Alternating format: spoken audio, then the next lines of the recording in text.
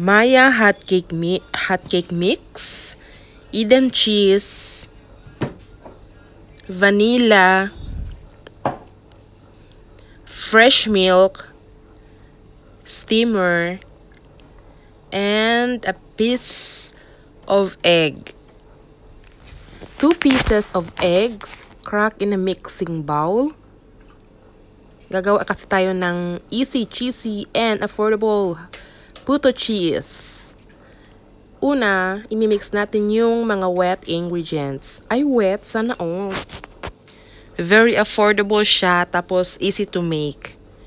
Magta-try lang ako para sa akin lang. Tapos, lagyan ng oil. Tapos, imimix lang. Imemekos-mekos lang natin yan. Tapos, dagdagan natin ng milk. Yung milk naman is 1 glass lang siya. Kasi, hindi kasi siya dapat yung sobrang malapot. Hindi rin siya pwede yung masabaw. Sana all masabaw. Imekos-mekos lang natin yan sila, yung mga wet ingredients. Imimix lang natin hanggang ma-well combined yung mga ingredients. Tapos lagyan din natin ng isang takip ng vanilla. Yung takip ng bote ng vanilla. Yung ganon lang. Para hindi maamoy yung itlog. At least amoy siyang vanilla. So ayan, imekos-mekos lang, mekos-mekos hanggang ma-well combined lahat ng ingredients. Tapos itong fluffy Maya hot cake mix. 500 grams kasi ito yung binili ko. Pero yung gagamitin natin ngayon is 250 grams lang. Yung kalahati lang siya ng box. Kasi nga itatry ko lang. Na-curious lang kasi ako, napanood ko kasi ito sa TikTok. Kaya sabi ko, why don't give a try at least? Diba?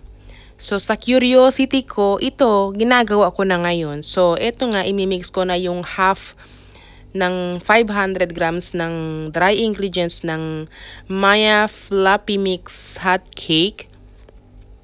Tapos, yun lang, hindi ko na dinagdagan ng sugar, wala rin siyang baking powder kasi self-rising naman ang Fluffy Mix eh.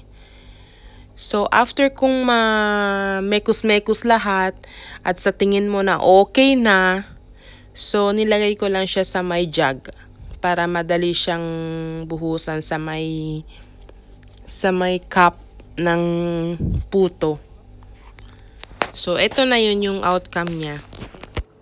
So, habang minekos-mekos ko ang ingredients, si Luna naman umiiyak. Akala niya para sa kanya humihingi. Ano ba yan? Pati cake mix. Gustong kainin ni Luna.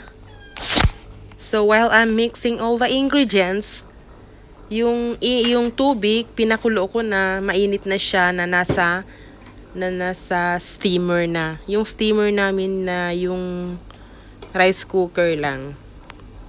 Oh, so, ito na nga. Ito na yung mga cups. Regular size siya. So, nire-refill ko na yung mga cups.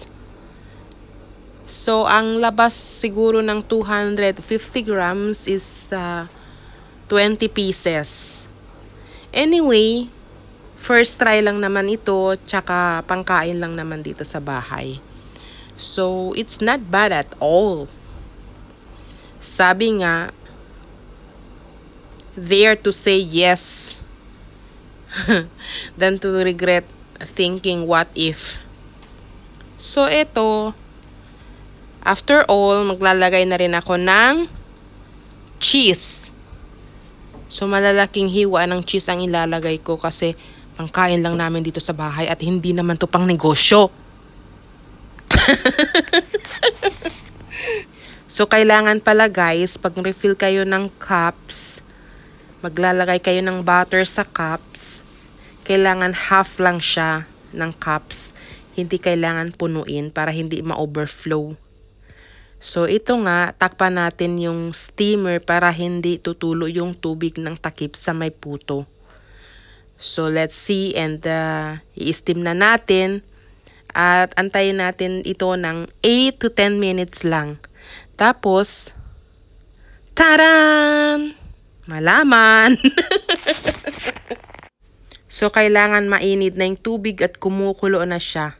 Tapos, hindi rin kailangan punong-puno yung steamer.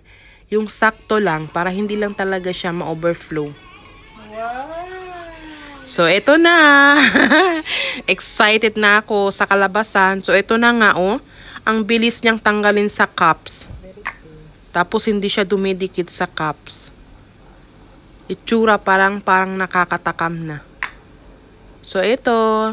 Thank you for watching, guys. Don't forget to like, comment, and share.